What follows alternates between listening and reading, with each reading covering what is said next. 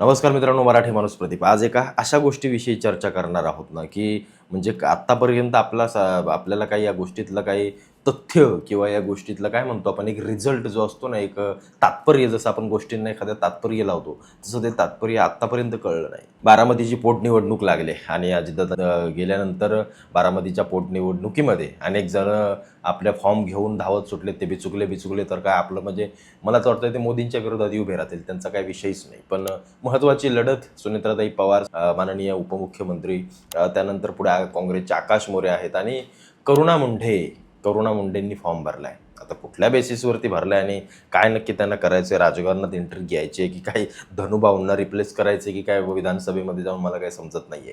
पण या करुणा मुंडे किंवा करुणा शर्मा ह्या नक्की आहेत तरी कोण? करुणा शर्मा ह्या इंदोरमधल्या आहेत. मध्य प्रदेशातल्या इंदूरमधल्या आहेत त्या. पण त्या अशा सांगतायत की माझं 1990 पासून धनंजय मुंडेंसोबत काय आमचं लग्न वगैरे झाले, संबंध आहेत. त्या मुंडेंपासून मला 2 मुलं झालेत.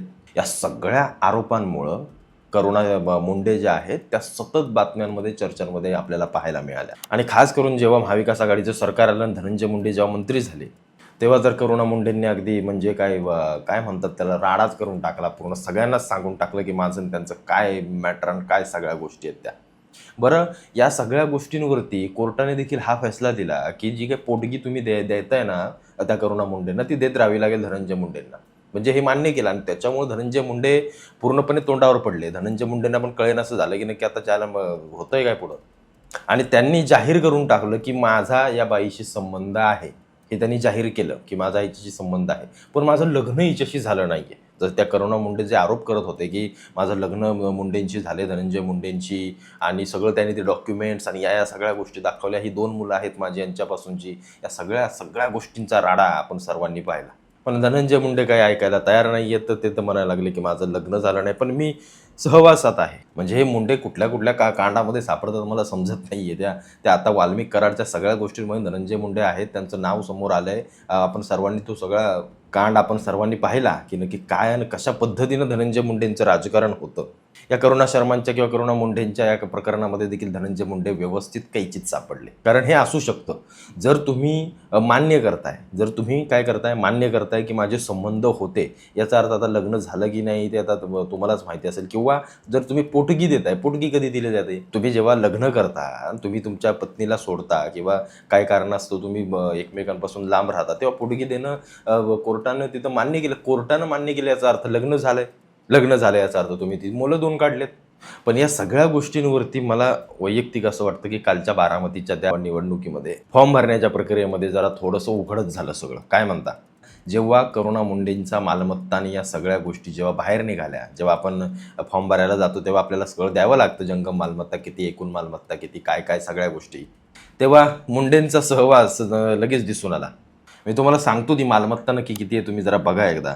एकूण संपत्ती आहे 10 कोटी, जंगम मालमत्ता 2 कोटी, स्थावर मालमत्ता 8 कोटी आहे, रोख रक्कम 30,000 रुपये, बँक ठेवी 87 लाख रुपये, ती पॉलिसी कसली आहे 17 लाखाची आहे, महिंद्रा थार एक गाडी आहे, 900 ग्रॅम म्हणजे 1,20,00,000चं सोनं आहे, एकूण कर्ज 20 लाख आहे, मुंबईत निवासी मालमत्ता आणि इंदोरमध्ये घर एकूण 8 कोटीचं आहे. हे शक्य काय करुणा मुंडेंनी करून दाखवलंय का, म्हणजे शर्मांनी? नाही ना. याच्यामध्ये धनंजय मुंडेंचाच आशीर्वाद दिसतोय. आणि एकीकडे धनंजय मुंडे ते आपलंसं करत नाहीत की माझी बायकोच नाही, माझं काहीच नाही. मग हिच्या अकाउंटवरती किंवा हिच्या हातामध्ये दिलेली ही सगळी मालमत्ता ही नक्की आली कुठनं जायला? हे मुंडेंचीच कृपा. देऊन देणार आहे दुसरं कोण? त्याच्यामुळे इथं स्पष्ट झालं, व्यवस्थित अगदी समजलं की मुंडेंचा वरदहस्त इथं होता. आता तुमचं कशावरनं फाटलं, कशावरनं काय झालं, तुमचं कशावरनं काय होतंय त्याच्याशी काय आम्हाला घेणं देणं नाही आहे. पण कालच्या या सगळ्या मालमत्ता आणि या सगळ्या गोष्टींमध्ये आता मुंबईत 8 कोटी आणि त्या इंदोरमध्ये मिळून 8 कोटीचं घर. 8 कोटीचं मी म्हणतो 4 कोटीचं घर तर इंदोरमध्ये नसेल. एक साधं घर असेल, 1-2 कोटीचं पकडू आपण. मग 6 कोटीचं घर मुंबईमध्ये घेण्यासाठी करुणा शर्मा कुठल्या कंपनीत कामाला जातात, नाही तर कोणती कंपनी, त्यांचा कुठला असला बिझनेस आहे? धनुभाऊंची कृपा आहे. एवढी मालमत्ता, एवढं सोनं, धनुभाऊंची कृपा आहे. एखादा मंत्री जेव्हा अशा काही गोष्टी स्वतःच्या नावावर ठेवत नाही, तो काय करतो? नातेवाईकांमध्ये, बायकांमध्ये, पोरांमध्ये किंवा इकडं-तिकडं मित्रांमध्ये, या अशा सगळ्यांच्या नावावरती हे बिझनेस आणि या पैसे आणि या सगळ्या मालमत्ता उभ्या केल्या जातात. आणि त्याचं उत्तम उदाहरण आहे त्या करुणा मुंडेंचं जे काही काल आपण पाहिली ना मालमत्ता, हे उत्तम उदाहरण आहे त्याचं. आता ते बारामतीमध्ये जाऊन फॉर्म भरलाय ना त्यांनी, हे काय त्यांच्या मागे कोणीतरी ताकद असल्याशिवाय ते होणार नाही.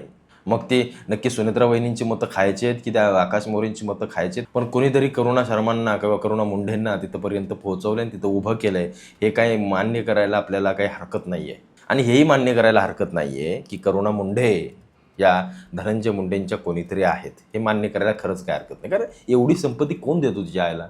मंत्री बिंत्री असल्याशिवाय किंवा हे यांच्या वरद हस्त असल्याशिवाय एवढं कोण उभं करतं? आता तुमचं त्यावेळेला कशावरून भांडलं आणि तुम्ही कशाला एकमेकांवरून काय गरज होता ते तुमचं तुमच्यापाशी.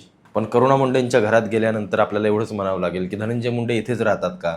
हा प्रश्न आपल्या सर्वांना पडतोय आणि या सगळ्या कालच्या सगळ्या मालमत्तेवरून आपल्याला त्या सगळ्या गोष्टी अगदी स्पष्टपणे क्लिअर झाल्यात.